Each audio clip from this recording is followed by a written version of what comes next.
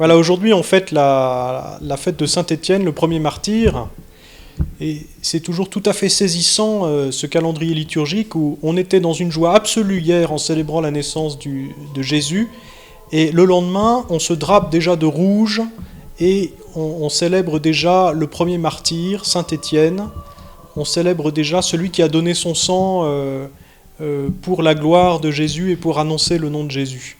Et je crois que ça nous dit en fait ce qu'est vraiment la fête de Noël en profondeur.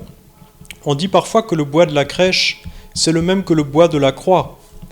Et la naissance de Jésus dans la crèche, c'est un événement heureux, mais il ne faut pas croire que c'est une histoire pour les enfants. C'est une histoire qui est à la fois extrêmement belle, extrêmement profonde, mais le projet que Dieu a de vivre avec nous, c'est un projet qui va rencontrer de l'opposition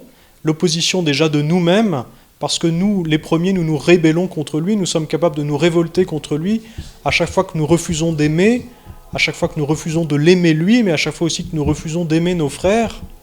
nous persécutons ce Jésus qui est venu dans la chair, qui est venu se faire l'un d'entre nous. Alors je crois que le témoignage d'Étienne,